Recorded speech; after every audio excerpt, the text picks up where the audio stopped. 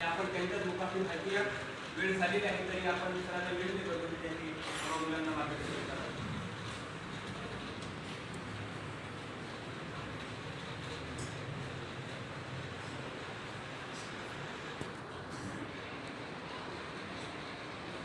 त्या अगोदर माननीय सागर कांबळे सर राज्यकर्ते आपल्याशी संवाद साधतील.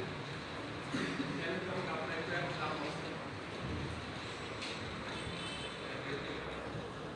सर्वप्रथम आम्हाला स्टोरावर पाहिजे गेटवर मामाकडे असेल केला असेल केलं नसेल यांनी तुमचा थोडाच वेळ घेणार आहे. आम्ही घेण्याचा उद्देश आणि आमचा आकार पॅटर्न इतरांपेक्षा वेगळं काय याच्यावरती तुमच्याशी थोडक्यात आमचं काम किंवा काम करण्याची पद्धत आणि पुण्यामध्ये असलेलं आपलं पूर्णपणे सगळं काही सेटअप आणि इन्फ्रास्ट्रक्चर याच्याबद्दल मी बोलणार. ठीक आहे. सगळ्यात प्रथम आकार पॅटर्न म्हणजे काय किंवा आकार फाउंडेशन म्हणजे काय. आकार फाउंडेशन म्हणजे अशी संस्था ज्याला आपण अकॅडमी वगैरे आपण असं काही म्हणत नाही. ठीक आहे. सो ही एक संस्था आहे जी एक विद्यार्थ्यांनी उभी केली आहे आणि विद्यार्थी चालवत आहे. त्याच्यानंतर आदरणीय प्राध्यापक राम वाघ सर यांच्या नेतृत्वाखाली आतापर्यंत 2009 पासून यशस्वीरित्या पूर्णपणे चालू आहे. ठीक आहे. याच्यामध्ये सगळ्यात महत्त्वाचा जो आमचा उद्देश आहे तो म्हणजे गरीब आणि होतकरू विद्यार्थी जो आर्थिक दृष्टीमुळे मागे राहत आहे अशा विद्यार्थ्याला एक प्लॅटफॉर्म देणं, एक व्यासपीठ निर्माण करून देणं की त्याला त्याची बौद्धिक क्षमता पूर्णपणे दाखवता येईल आणि त्याच्यातून एक नवीन अधिकारी, एक कर्तव्यदक्ष अधिकारी, एक अधिकारी तयार झाल्यानंतर एक अधिकाऱ्यांची फळी तयार करणं आणि त्या अधिकाऱ्यांच्या फळीतून एक सशक्त असा भारत निर्माण करण्याचा उद्देश हा एक आकार फाउंडेशनचा आहे. आकार फाउंडेशन आता तुम्ही म्हणाल की UPSC MPSC या क्षेत्रामध्ये अनेक संस्था आहेत, पण आकार फाउंडेशनचं नेमकं वेगळं पण तुमचं काय आहे. आकार फाउंडेशन मध्ये जवळपास 7 ते 8 हजार विद्यार्थ्यांनी त्या परीक्षा पूर्ण महाराष्ट्रातून दिली. त्याच्यातून आम्ही सुरुवातीला एक प्रिलिम टेस्ट घेतली जी प्रिलिम टेस्ट MPSCच्या धर्तीवर आणि त्याच टफनेस लेवलची होती. त्याच्यानंतर आम्ही निवडलेले काही विद्यार्थी इंटरव्ह्यूज मध्ये आल्यानंतर त्यांची बौद्धिक क्षमता त्याचबरोबर त्यांचा आर्थिक बॅकग्राऊंड कसा आहे याच्यावरून आम्ही त्यांची निवड केली. असे 300 विद्यार्थी आम्ही यावर्षी निवडलेले आहेत. संपूर्ण महाराष्ट्रातून यांची निवड करण्यात आली. त्यामध्ये जे निवडलेले 300 विद्यार्थी आहेत त्याच्यामध्ये सुरुवातीचे 100 विद्यार्थी हे गुणवत्तेनुसार आणि आर्थिक बॅकग्राऊंडनुसार आपण निवडले. त्याच्यामध्ये 100 विद्यार्थ्यांना पूर्णपणे मोफत आपण शिक्षण देत आहोत. UPSC आणि MPSC या दोन्ही प्रकारामध्ये जर आपण पाहिलं मार्केटमध्ये 1 लाख, 1.5 लाख, 2 लाख अशा UPSCच्या फी आहेत, परंतु आकार फाउंडेशन त्याच दर्जाचं किंबहुना त्यापेक्षाही जास्त दर्जाचं शिक्षण हे फक्त आणि फक्त 15,000 रुपयांमध्ये देतं. कारण याचा अर्थ 15,000 घेण्याचा उद्देश एवढाच असतो आमचा की तुम्हाला जे काही नोट्स दिले जातात, काही पेपर दिलं जातं, काही टेस्ट सिरीज दिल्या जातात, या सगळ्याचा जो खर्च आहे तो देखील तेवढाच आहे. त्यामुळे 100 विद्यार्थ्यांना आम्ही मोफत पूर्णपणे MPSC आणि UPSCचं मार्गदर्शन करत असतो. त्यानंतर आकार पॅटर्न म्हणजे काय, नक्की वेगळं पण काय असतं की शिकवताना काय वेगळं शिकवतं का, नाही. सिलेबस तोच असतो. संपूर्णपणे MPSC आणि UPSCच्या धर्तीवरचा जो सिलेबस आहे तो सिलेबस शिकवला जातो. परंतु वेगळं पण हे आहे की आपण आकार पॅटर्न मध्ये म्हणतो की सुरुवातीला तुम्हाला एक लेक्चर होण्याआधी 25 मार्काची टेस्ट घेतली जाते. ठीक आहे. 25 मार्काची टेस्ट घेतली जाते. त्यानंतर त्याच टॉपिकवर तुम्हाला 2 तास लेक्चर दिलं जातं. त्या लेक्चर नंतर झालेली जी टेस्ट आहे त्या टेस्टचं डिस्कशन केलं जातं. म्हणजे तुम्हाला एक टॉपिक म्हणजे ज्या दिवशी तो टॉपिक आहे त्या दिवशी त्याची 3 वेळा रिव्हिजन होते. एक तर टेस्टमधून, दुसरी तुमच्या लेक्चरमधून आणि तिसरं त्या एक्सप्लेनेशनमधून. ठीक आहे. त्यामुळे तुम्हाला तो टॉपिक जो आहे तो घरी जाऊन पण रिव्हिजन करण्याची आवश्यकता नाही, कारण डिस्कशन आणि एक्सप्लेनेशन याच्यामध्येच रिव्हिजन तुमची झालेली असते. सो तुम्हाला असं वर्षभराचा पूर्णपणे पॅटर्न असतो आणि त्याच्यामध्ये आपण आकार पॅटर्न या पद्धतीने राबवत असतो. आता तुम्ही म्हणाल की याच्यामध्ये आपल्याला यश मिळेल का, तर यश नक्कीच मिळेल.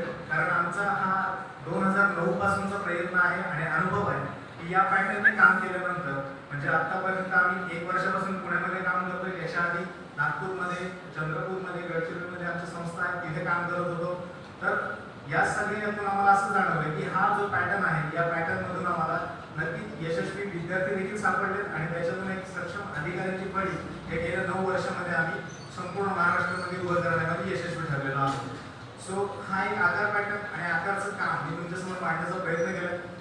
आकार पॅटर्न मी काम केलं, त्याच्यानंतर यश मिळालं आणि त्याच यशाची उद्या आम्ही यशोत्सव साजरा करतोय आणि त्याबद्दल आणि तुम्हाला करिअरमध्ये काय करता येईल याच्यासाठी बोलण्यासाठी इथे आदरणीय प्राध्यापक रामभाऊ सर आहेत. मी सर्वांना विनंती करतो की आमच्या संस्थेचे संस्थापक संचालक प्राध्यापक रामभाऊ सर यांनी आपल्याला मार्गदर्शन करावं. थँक्यू.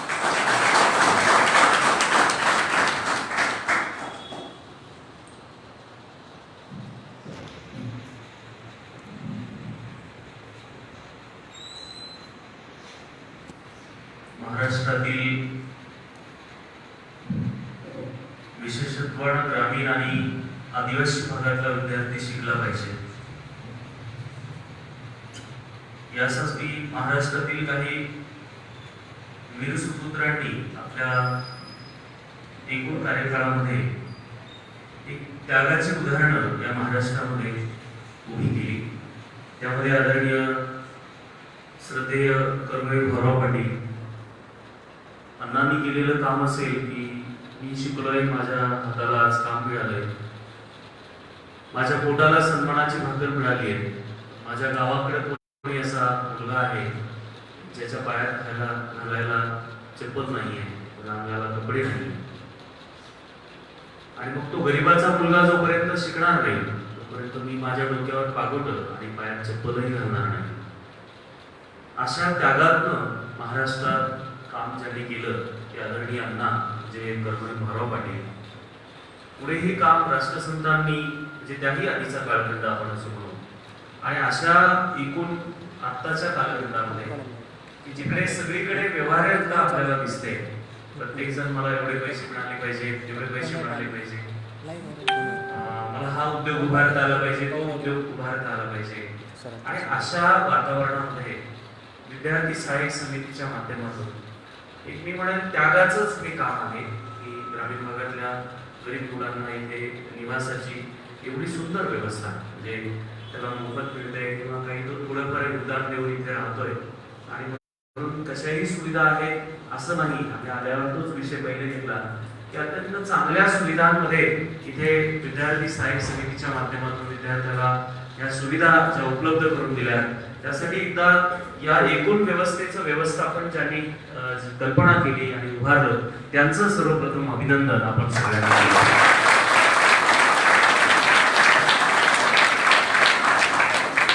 आता मी सरळ माझ्या मुद्द्यावर येण्याआधी मुख्यतः या समारंभाचं आयोजन व्हावं ही कल्पना ज्यांच्या मनात आली ते आमचे मित्र जीवराज जोलेजी, तुमच्या इथल्या एकूण या व्यवस्थेचं समन्वयन बघणारे आदरणीय वॉर्डन सर, इथले समन्वय समितीचे जे विद्यार्थी प्रतिनिधी आहेत की ज्यांच्या मनात तळमळ आहे की नवीन आलेल्या आपल्या भावांना काही आपण चांगलं देऊ शकलो पाहिजे, त्यांचंही मी विशेषत्वानं इथे अभिनंदन करतो. आणि या समारंभाला माझ्यासोबत जे आहेत आमचे सहकारी, माझे विद्यार्थी मित्र आणि आता ते अधिकारी आहेत, याच वर्षी त्यांची निवड झाली आहे सेल इन्स्पेक्टर म्हणून आणि ते UPSC ची तयारी करत आहेत. भविष्यात ते लवकरच IAS किंवा IPS जे त्यांचं ध्येय आहे ते सुद्धा ते मिळवतील अशा पद्धतीचं मी इथे सदिच्छा व्यक्त करतो. ते Sagar Kamble STI sale tax inspector.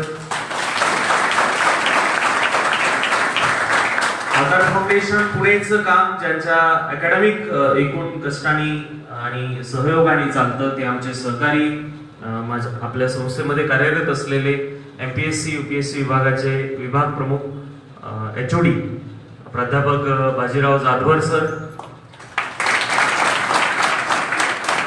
आणि तुम्ही समोर माझ्या बसलेल्या राष्ट्राच्या चिरतरुण नवचैतन्यांनो, मी तुम्हाला मार्गदर्शन करायला आलो नाही, बट मला एक आनंद होतोय की माझं सुद्धा स्वतःचं जीवन 5व्या वर्गापासून हॉस्टेलमध्ये गेलं. तर आज मला आठवते माझे ते दिवस की आम्ही असेच पुढे बसलेलो असायचो. तर मी आज इथे कशासाठी आलो, मी त्या दोन गोष्टींसाठी इथे आलो. ती पहिली गोष्ट की तुम्ही जे असे बसलात त्याचा एक अनुभव मला घेता यावा, आणि दुसरी माझी इथे येण्याचा मागचा माझा उद्देश हा आहे की तुमच्या इथे बसलेल्या प्रत्येकापैकी प्रत्येक जण तिथून इथे यावा आणि ज्या टाळ्या आज तुम्ही या सागर आणि इतर मान्यवरांसाठी वाजवत आहात, त्या टाळ्या एक दिवस तुमच्यासाठी कोणीतरी वाजवाव्या.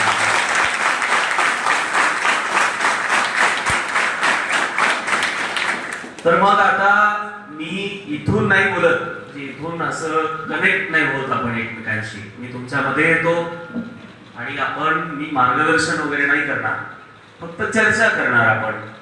आणि किती वेळ बोलू मी, तुम्ही सांगा. 10 मिनिटं बोलतो, आहे की नाही? तुम्हाला आवडलं तर मग पुढे आपण 5-5 मिनिटं एक्सटेंड करू.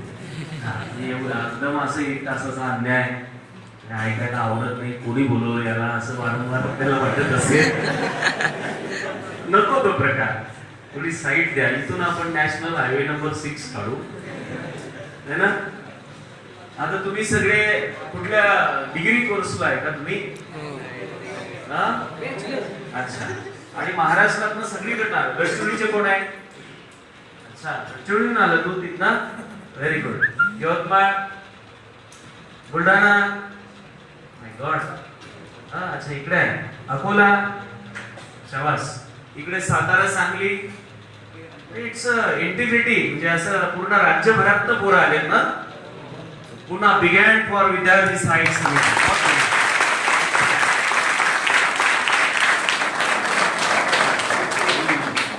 आता ह्या दादांनी, हे जे सर आहेत मॉडर्न सर, तुम्हाला आता जेवल्यानंतर आराम करायचा आहे आणि मला इथे आणून उभं केलंय, है ना? हा, अच्छा, असं काही नाही. बरं बरं. तरी पण या मागचा उद्देश काय आहे, तो थोडासा 2 मिनिटात आपण जाणून घेऊ. बघा, आता ज्या पद्धतीनं स्पर्धा परीक्षा असतात, अशा स्पर्धा परीक्षांसारख्या जुन्या काळात स्पर्धा परीक्षा असायच्या. जुन्या काळामध्ये तर त्याचं नाव असायचं स्वयंवर. मी प्रत्येक कार्यक्रमाची सुरुवात याच उदाहरणाने करतो. तर ती मी सांगतो, कारण जरा चांगला एनर्जेटिक क्राऊड दिसतोय मला. पण असे कुबडे बिबडे खरे काढले तुम्ही सगळे ना. वय झालं का तुमचं? जेवले की नाही जेवले? पोटभर जेवले? म्हणजे अगदी फुल टाईट? जागा बिलकुल नाही ना? जेवायचीच नाही, दररोज टाईट जेवायचं, बेशुद्ध अवस्था. बर, आता जसे बसले ना, कसे बसले तुम्ही? ताठ बसले. बस असंच ताठ मानेनं आयुष्यभर जगता येईल एवढ्या सन्मानाचं करिअर आपल्याला उभारायचंय. Are you ready? Agree? Okay. मग आता या सगळ्यांनी याचं आयोजन का केलं ते थोडं स्पष्ट करतो. तर जशा आज कॉम्पिटेटिव्ह एक्झाम आहे, UPSC आहे, MPSC आहे, बँकिंग आहे, तशाच स्पर्धा परीक्षा आधीच्या काळात असायच्या. आता आपण परीक्षा देतो, पास होतो आणि शासनाच्या सेवेत जॉईन होतो. आधीचे ज्या वेळेस आपल्याकडे राजे महाराजे असायचे, they declare swayamvar. Swayamvar is that चीज कि उसमें यदि आप पार्टिसिपेट होते हैं और उस कंपटीशन को जीतते हैं तो आपको नौकरी नहीं, राज्य मिल जाता था और उसके साथ साथ शादी भी हो जाती थी. तो नौकरी और ये सारी चीजें एक साथ मिलती थी, है ना? आणि म्हणून त्या काळामध्ये जे इकडे अभ्यास करणारे, कष्ट करणारे मुलं होते, हे दिल्लीच्या राजांनी स्वयंवराचं आयोजन केलं. महाराष्ट्रातून सगळे पोरं दिल्लीकडे निघाले. कशाला अभ्यासाची कटकट? या वर्षी अभ्यास करा, 3 वर्ष डिग्री करा, 2 वर्ष PG करा, मग MPSC द्या, UPSC द्या, रिझल्ट येत नाही, अभ्यास करायची इच्छा नाही, है ना? सगळे स्वयंवरासाठी कुठे निघाले? दिल्लीला. आता आमचे विदर्भातले काय विचार करायला लागले, गडचिरोली, भंडारा, गोंदिया किंवा पुणे, विदर्भापेक्षा पुणे, मराठवाड्याचे पोरं जरा जास्त, म्हणजे मी म्हणेल अपडेट असतात. तर म्हणून ते म्हणाले की चला 3 दिवस आधीच जाऊ. आमचे विदर्भाचे 3 दिवस आधीच रेल्वे स्टेशनवर पोहोचले. पाय पाय पाय पाय पाय पाय पोहोचले तिकडे राजमहाराजांनी. तिथं पोहोचल्यावर त्यांना कळलं की मराठवाड्याचे 5 दिवस आधी आले. मग विदर्भ आणि मराठवाडा बाहेर गप्पा मारत बसला. ओके. राजांनी स्पर्धेची जिथे व्यवस्था केली होती ते दालन ज्या दिवशी स्वयंवराचं आयोजन होतं त्या दिवशी सकाळी उघडलं. आणि उघडल्यानंतर विदर्भ आणि मराठवाड्याच्या विद्यार्थ्यांनी ज्या वेळेला मोठा तो भला मोठा दरवाजा उघडला, दे सीन दॅट, त्यांनी बघितलं की पुणे विभागाचे आणखी 10 दिवस आधी येऊन बसले. ओके. आणि म्हणून आम्ही कॉम्पिटिशन मध्ये आधी तयारी करतो हा जो गैरसमज असतो तो दूर झाला. मग स्पर्धेला सुरुवात होणार. त्याच्यानंतर आणखी एक मोठा दरवाजा होता. लक्षात येते तुम्हाला सगळ्यांना? बरोबर आहे. मी मराठी बोलू की हिंदी? चालतंय मराठी. आणि मग तिथे बाजूला एक मोठा दरवाजा होता आणि त्यावर दरवाजाच्या बाजूला एक नोटीस बोर्ड होता आणि त्या नोटीस बोर्डवर लिहिलेलं होतं की जे जे विद्यार्थी युवा या स्पर्धेमध्ये सहभागी होऊ इच्छितात त्यांनी हे नियम वाचावे. आता नियम वाचायला खूप गर्दी झाली. गर्दीमध्ये एकमेकांना लोटालाटी सुरू झाली आणि मग ज्याने वाचून आला त्याला विचारू लागले काय दिले रे तिथं. तेव्हा तो सांगू लागला की याच्या आतमध्ये एक भला मोठा स्विमिंग पूल आहे आणि त्या स्विमिंग पुलामध्ये पोहून आत जायचंय. मागच्या विदर्भाला काय म्हणतो, काय मराठी बोलवलं मग इकडं आधी सांगायचं नव्हतं का? एवढं धुरून आलो तिथून है ना. मराठवाड्याला म्हणतो हो आता आलो तर बघून घेऊ काय असतं स्विमिंग पूल कसा आहे वगैरे वगैरे. खूप चर्चांना उधाण आलं, रुमर्स पसरले आणि एक तिसरा जण आला आणि तो काय म्हणाला की फक्त स्विमिंग पूलच नाही त्याच्यामध्ये विषारी साप आहे, क्रोकोडाईल आहे, ॲलिगेटर्स आहेत. ॲलिगेटर्स म्हणजे लांब तोंड असतं त्याचं. माणूस असं सापडला ना एकाचे दोन त्यानंतर पार्ट करून खातं ते असं दिसत. अभ्यास न करणाऱ्याला दिलं पाहिजे इकडं. चला पुढे जाऊ. अशा सगळ्या चर्चा तिथे चर्चेला उधाण आलं आणि एकदाच 12 वाजता मुख्य दालन उघडलं. उघडल्यानंतर असा मोठा स्विमिंग पूल होता, निळशार पाणी. सगळेजण काठावर येऊन उभे. पुण्याचे सगळ्यात पहिल्या लाईन मध्ये होते. ते तिकडे पत्रडवाल्याला सांगायचं ए बघ रे औरंगाबादवाला पुढे नाही आला पाहिजे. आणि ते तिकडे बाजूला सदाशिव पेठेवाल्याला असे सगळे रांगेत हात धरून. त्याच्या मागे आपले मराठवाड्याचे आणि विदर्भवाले असे आपले टाचावर करू करू करू करू मागून पडायचे. असं सगळं एकूण चित्र 12, 1, 2, 3, 4, 5 वाजलं पण कोणीही स्विमिंग पूल मध्ये उडी घ्यायला तयार नाही. दालनाच्या पलीकडे राजा, आतमध्ये एक दालन जिथे लग्न होणार होतं ते सगळा सोहळा, तिथे वधू वाट बघते आणि असं एकूण हे चित्र. कुणीही आत उडी घ्यायला तयार नाही कारण सगळ्यांच्या डोक्यात काय अफवा बसल्या की पाण्यामध्ये मगर आहे, क्रोकोडाईल, साप आहे, एक्सेट्रा एक्सेट्रा. 5 वाजले. आता राजा हताश झाला. त्याला असं वाटलं की आता काही खरं नाही. आता काही खरं नाही. आपल्या मुलीचा विवाह पण होणार नाही आणि आपण जी स्पर्धा आयोजित केली त्यामुळे आपली नामोशी पण उडवणार. आणि असं झाल्यानंतर काय झालं, अचानक कोणीतरी पाण्यात उडी टाकल्याचा आवाज आला. आता कोणी स्पर्धेत भाग घेतला आणि कोणी उडी टाकली याचं काही कोणाला घेणं देणं नाही. पण विदर्भावाला मागचा मुद्दा बघून तर घेऊ दे कोण मरायला आत गेले, त्याला एकदा बघून घेऊ दे मला, नंतर सापडतो का नाही सापडत. सगळी लोटालाटी सुरू झाली परंतु कोणी दुसरं पाण्यात उडी घ्यायला किंवा सरसरायला तयार नव्हतं. जो पडला होता भिमान गतीनं पोहत पोहत पोहत पोहत पुढच्या काठावर बसला. त्याला वाटलं की जातं की काय आता राहतं की काय सोबत. जसा बाहेर निघाला तसं ते आपले सगळे शरीर अवयव चेक करू लागला. एका हात पाठी बांबवल्यासारखा बाहेर आला. राजा धावत आला तिकडून, हार घेऊन आला राजा. तो म्हणाला बस तू एकटा आला, तू एवढा सामर्थ्यवान युवान तुझ्यासारखा कोणी नाही, तू एकटाच आहे ज्याने भाग घेतला. ठीक आहे. राजा म्हणाला बस पुढच्या ऑब्स्टॅकल को खतम करतो खदान. दुसरे जे काय स्टेजेस होत्या कॉम्पिटिशनच्या त्या काढून टाकल्या. याला म्हणे आता चल डायरेक्ट दालनामध्ये विवाह आणि त्यानंतर राज्य पण तुला दिलं जाणार. हा पोरगा आपला जो आत पडला होता तो म्हणाला हा हार तुझ्याजवळ ठेव, तुझं राज्य तुझ्याजवळ ठेव, तुझी पोरगी पण तुझ्याजवळ ठेव, मला त्या काठावर जाऊ दे आणि ज्याने मला धक्का दिला त्याला सोडून दे.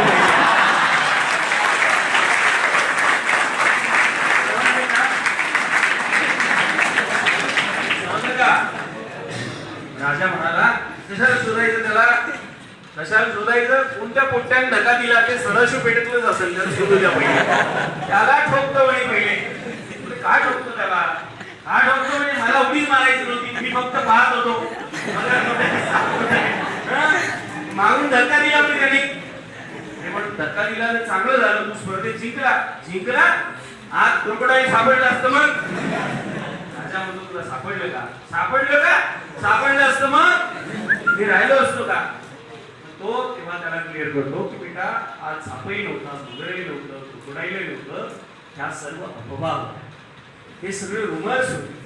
आणि म्हणून खेड्यातनं आपण जे मुलं इथे येतो, आल्या आल्या आपल्या डोक्यात अनेक रुमर्स इथे टाकले जातात की बाबा आपलं इंग्लिश चांगलं नाही, आपलं मॅथ्स चांगलं नाही, आपलं रिझनिंग चांगलं नाही, आपलं शिक्षण गावाकडे झालेलं आहे.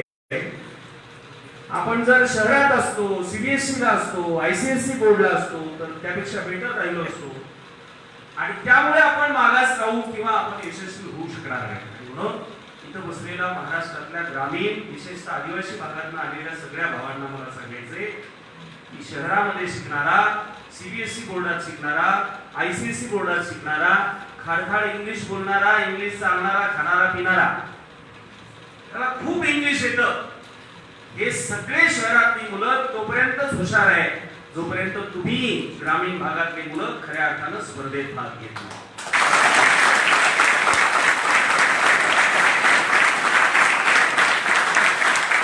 म्हणून आपले जे वडील होते, तुझ्या वडिलांचं नाव काय, किती वर्ग शिकले तुझे वडील, 12वी कॉमर्स. आई काय शिकली, 10वी शिकली. तुला आठवतं का वडिलांचे वडील किती शिकले, घाबरून उत्तर दे. 34 शिकले. तुझं काय नाव, अश्विन पाटील. तुझे वडील किती शिकलेले, 12वी. वडिलांचे वडील आठवतात किती वर्ग शिकले, 10वी. तू काय करतो आता, BSc. तुझ्या आजोबांना जर समजा संधी मिळाली असती तर ते BSc करू शकले असते का, करू शकले असते. Think about that people who didn't get the opportunity. संधीच नाही भेटली. आमची आई दुसरा वर्ग शिकली, तिला जर संधी मिळाली असती ती पण माझ्यासारखं MA इंग्लिश करू शकली असती, ती पण कॉम्पिटेटिव्ह एक्झाम देऊ शकली असती. पण आपल्या आधीच्या पिढ्यांना ऑपॉर्च्युनिटीज भेटली नाही. तर हे दुखणं नाही आहे, दुखणं हे आहे की आधीच्या पिढ्यांना भेटलंच नाही आणि आताच्या पिढ्याला भेटलं पण त्याचं व्हॅल्यू नाही, है ना. मग आपला विकास कसा होणार, आपली प्रगती कशी होणार. पुण्यात सदाशिव पेठेत शिवाजीनगरमध्ये राहणारा माणूस गडचिरोलीला येऊन विकासाची कामं करू शकतो का, त्याला माहिती आहे का आपल्याकडे रस्ते नाही, त्याला माहिती आहे का प्राथमिक आरोग्य केंद्रामध्ये सुया नाही, इंजेक्शन नाही, त्याला माहिती आहे का आपल्याकडे स्वच्छ पाणी प्यायला भेटत नाही, त्याच्यामुळे कितीकांना आजार होतात. आणि म्हणून आपले प्रश्न जर सोडवायचे असेल तर आपली त्या प्रश्नांना झेलणाऱ्या लोकांनाच व्यवस्थेच्या मुख्य प्रवाहात यावं लागेल, समजलं. आणि म्हणून नोकरी, शिक्षण, शिक्षण आणि त्यानंतर नोकरी हे दिवस गेले. आता फक्त नोकरी नाही, चांगली नोकरी, तीही अशी नोकरी की ज्यामध्ये प्रशासनात माझ्या हातात काही अधिकार असेल आणि मी कुणाचं काही भलं कल्याण करू शकेल.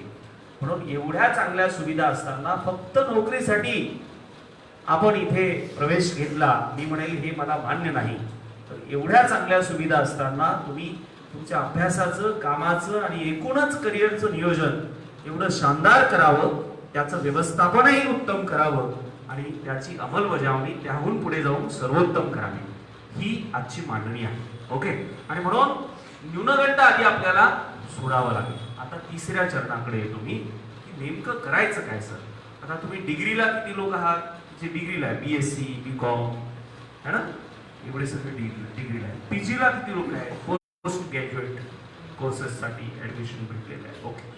तर जनरली काय होतं बघा, आपण गावाकडनं येतो, गावाकडनं आल्यानंतर हॉस्टेलला आलो की आपल्याला फार कम्फर्टेबल वाटायला लागतं. म्हणजे आता तुमचं मला माहिती नाही, पण मला तरी माझ्या घरच्यापेक्षा हॉस्टेलला चांगलं जेवण आणि जीवन मिळालं. म्हणजे माझ्या घरी तर ते पण माझ्या भावंडांना भेटायचं नाही, पण हॉस्टेलला आलो तर गाडी, सकाळी थोडंसं दूध पण भेटायचं, 2 वेळचं जेवण, है ना. आणि म्हणून हे जे दिवस आहे ना, हे असे चुटकीसरसे निघून जातात. First year, second year, third year, PG लगेच निघून जातं. या 3 वर्षामध्ये जर व्यवस्थित अभ्यासाचं नियोजन आपण केलं तर एका बाजूनं आपलं ग्रॅज्युएशन होऊ शकतं आणि दुसऱ्या बाजूनं ॲट द एज ऑफ 21 आपण UPSC, MPSC किंवा कुठल्याही स्थानिक स्पर्धा परीक्षांमधनं यशस्वी होऊ शकतो. आता तुम्ही म्हणाल हे कसं काय होऊ शकतं, हे कुणामुळे होऊ शकतं, हे कोण करू देऊ शकतं. हे करून देणारा व्यक्ती तुम्ही स्वतः आहात आणि त्याची सुरुवात जी आहे ती इथून होते. इथून म्हणजे मनस्थितीतून. आम्ही विचार जसा करतो तसंच आपलं पुढचं कृत्य घडत जातं. आमच्या डोक्यात जर चुकीचे विचार यायला लागले तर आम्ही चुकीच्या कामांकडे वळायला लागतो. आमच्या डोक्यात जर चांगले विचार यायला लागले तर निश्चित आपण चांगल्या प्रेरणादायी कामांकडे वळू शकतो. आणि म्हणून इथं बसलेला कोणी जर अत्यंत गरिबीत जन्माला आला असेल की अरे बाबा काहीच नाही, अगदी घरी गेलं तर सगळ्या अडचणीचा डोंगर, उत्पन्नाची साधनं नाही, जमीन नाही, आई वडिलांना मजुरीला जावं लागतं, त्यात आणखी व्यसनं आहेत वगैरे, एवढी भयंकर परिस्थिती जरी असेल तरी अशाही परिस्थितीतून वर येता येऊ शकतं. असे अनेक एक्झाम्पल आज समाजात सेट झालेले आहेत. ओके, मी त्याचं एक उदाहरण तुम्हाला देतो. एक आदिवासी सामोडे नावाचा पाडा असतो धुळे जिल्ह्यामध्ये. येस, भारुड सरांचं उदाहरण. वडील वारलेले, लहानपणी म्हणजे पोटभर अन्न तर सोडा, कुपोषणाची गती असलेली. आता त्या राजेंद्र भारुड सरांनी त्यातून कसा मार्ग काढला असेल तर प्रत्येक काम चिकाटीनं करणं, गुणवत्तेनं करणं, अभ्यासानं करणं आणि त्यातून ते पुढे MBBS होतात, पुढे ते IRS होतात आणि त्याहून पुढे जाऊन ते इंडियन ऍडमिनिस्ट्रेटिव्ह सर्व्हिसेस साठी सुद्धा सिलेक्ट होतात. त्यांचं उद्या मार्गदर्शन आहे, त्याची माहिती मी तुम्हाला देणारच आहे. आणि म्हणून परिस्थिती हे आत्ताच्या 2018च्या काळामध्ये व्यक्तीच्या अविकासाचं कारण होऊ शकत नाही. परिस्थिती ही एखाद्या व्यक्तीच्या अधोगतीचं कारण मुळीच होऊ शकत नाही. जर एखाद्या व्यक्तीच्या अधोगतीचं कारण जर काही होऊ शकत असेल तर त्याची दलिंद्री मनस्थिती होऊ शकते. आधी आमच्या डोक्यात हे चांगल्या कामांबद्दलची निगेटिव्ह लिस्ट बनवून टाकली. नाही बाबा, UPSC मी करू शकत नाही, ते अवघड आहे. MPSC मी करू शकत नाही, ते अवघड आहे. मग मी करू काय शकतो? आणि जे करू शकतात त्यांच्याकडे असं काय आहे वेगळं? त्यांच्याकडे तेच आहे, 2 हात, 2 पाय, 2 डोळे, एक ब्रेन, है ना? आपल्याला जे आहे तेच त्यांच्याकडे आहे. आणि म्हणून हे यशस्वी होणाऱ्या लोकांकडे वेगळं काय असतं तर बघा, अपयशी माणसाकडे तेवढाच वेळ असतो जेवढा यशस्वी माणसाकडे असतो. पण अपयशी माणसाला झोप प्रिय असते. अपयशी माणसाला रिकामटेकडे इकडं फिरणं, तिकडं फिरणं, गप्पा मारणं हे प्रिय असतं. याच वेळी यशस्वी माणूस त्या वेळेचा व्यवस्थित सदुपयोग करतो.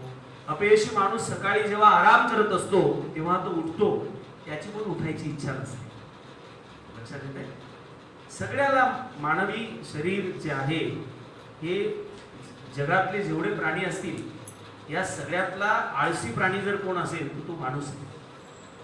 तुम्ही निसर्गातला प्रत्येक प्राणी बघा, तो स्वतःची उपजीविका, स्वतःचा निवारा स्वतः तयार करतो आणि सस्टेनेबल स्ट्रगल करत राहतो till the end of his life, her life, it's life. Okay, पण मानवाला एवढ्या सगळ्या सुविधा आहेत की आपण आपले जे काही संघर्ष किंवा कष्ट करण्याचे क्षण आहेत तेच मात्र असे दुरावल्यासारखे जगतो. आणि म्हणून मग आपल्याला गुणवत्ता, क्षमता, संधी, अपॉर्च्युनिटी सगळं असूनही अपयशी जीवन मिळतं. लक्षात येते?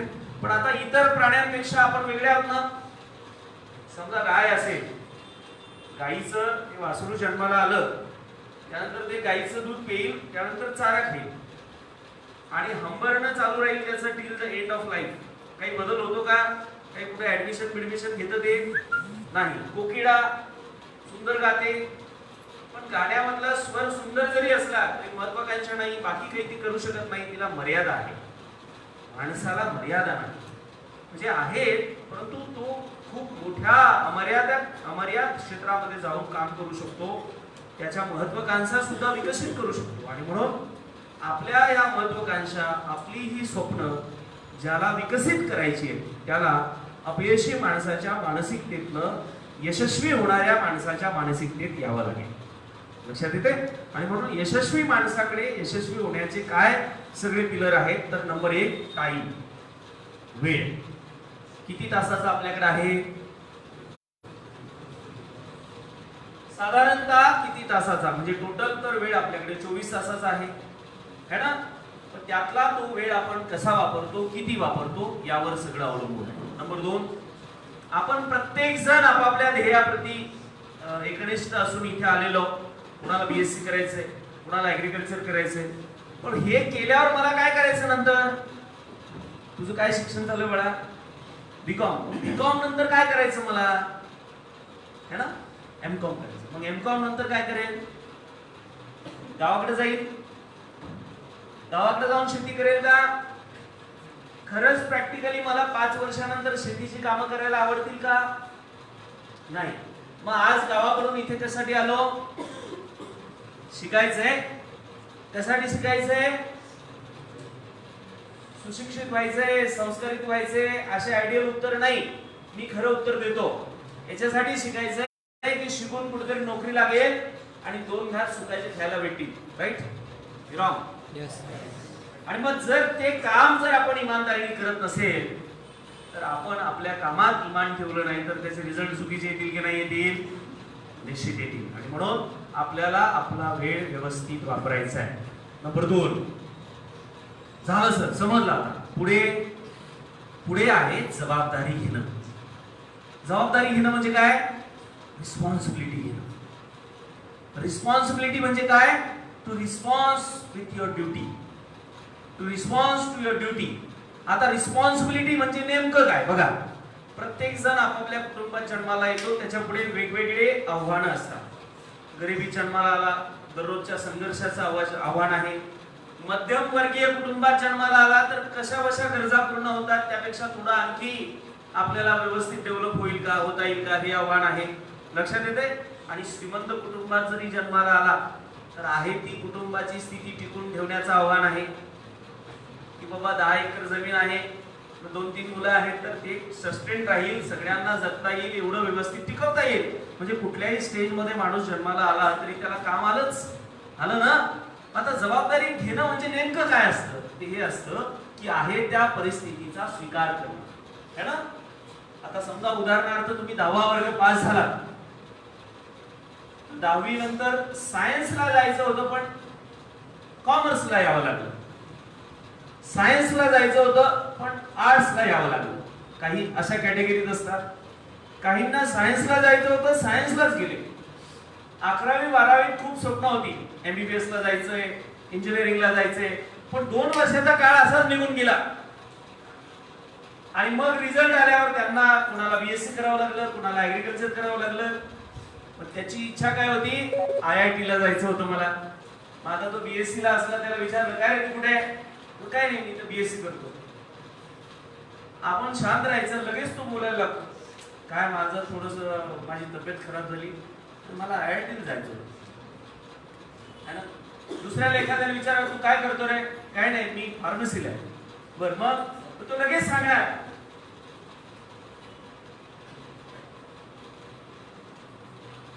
सांगणार की बाबा मला MBBS ला जायचं होतं, है ना.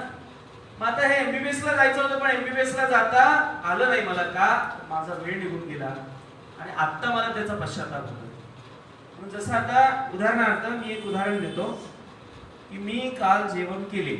कुठला काळ आहे? भूतकाळ आहे. Very good. मी उद्या सायंकाळी 8 वाजता जेवण करणार. कोणता काळ आहे? तर मी असं तुम्हाला कागद आणि पेन दिला तर बदलता येईल का? बदलता येईल ना? इझिली बदलता येईल. कागदावरचा काळ बदलता येतो, जगून गेलेला काळ बदलता येत नाही. आणि म्हणून आपल्याकडे पर्याप्त वेळ कमी आहे. मला तुम्हाला एवढंच सांगायचंय की तुम्ही आता एका राईट प्लॅटफॉर्मवर आला. Now this is the battlefield of your career. आणि या बॅटलफील्डवर you must be like a soldier. तुम्ही एका योद्धा सोल्जर सारखं असलं पाहिजे की माझ्याकडे 3 वर्षाचा 2 वर्षाचा पर्याप्त कालावधी आहे. या 2 वर्षात मी माझी ड्युटी, माझं काम, माझा अभ्यास एवढा गुणवत्तेनं करेल की मी माझ्या क्षेत्रामध्ये स्वतःचं एक चांगलं अस्तित्व निर्माण करू शकेल. ओके, तर एवढंच मला आपल्याला सांगायचंय. बाकी तुम्ही सगळे समजदार आहात.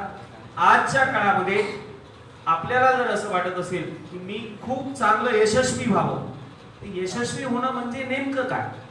यशस्वी होणं म्हणजे आजची जी संसाधनं व्यवस्था उपलब्ध आहे त्या व्यवस्थेत आपण चांगल्या पोझिशनवर स्वतःला नेऊ शकलो पाहिजे. एक, आता याची काय माध्यम आहेत? एक तर आपण डॉक्टर होऊ शकता, आपण इंजिनियर होऊ शकता, स्वतःचा व्यवसाय टाकू शकता. याशिवाय आपण UPSC, NPSC, banking SSC, IB या क्षेत्रामध्ये कॉम्पिटिटिव्ह एक्झाम पास करून महत्त्वाच्या पदावर जाऊ शकता, की जिथे तुम्हाला चांगलं वेतन, निवासासाठी चांगलं घर आणि सुरक्षित नोकरी मिळेल.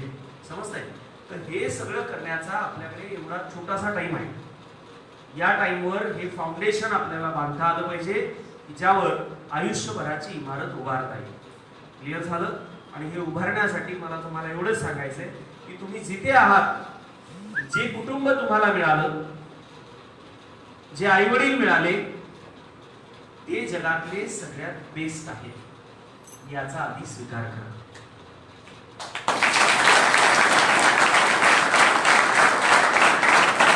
तुम्हाला ताप आला तर दवाखान्यात कोणी नेलं? तुम्हाला लागणारे शैक्षणिक साहित्य वगैरे सगळं आजपर्यंत कोणी घेऊन दिलं? मग तुमच्या आई वडिलांपेक्षा जगातलं कोणी बेस्ट असू शकतं का, जे तुम्हाला त्यांच्यापेक्षा जास्त काळजी घेऊ शकेल? नाही. मग त्याचा स्वीकार केला. नंबर 2, तुम्ही ज्या घरात राहता ते घर जगातलं सगळ्यात सुंदर घर आहे, याचा स्वीकार करा. एक्सप्लेन करू. दुसऱ्याचा महाल सर्वोत्तम आहे, तुमचं घर गळकं आहे, पण तुम्हाला तुमच्या आई वडिलांनी गळणाऱ्या जागेवर झोपू दिलं नाही, तिथं ते स्वतः झोपले आणि तुम्हाला चांगल्या जागेवर झोपवलं.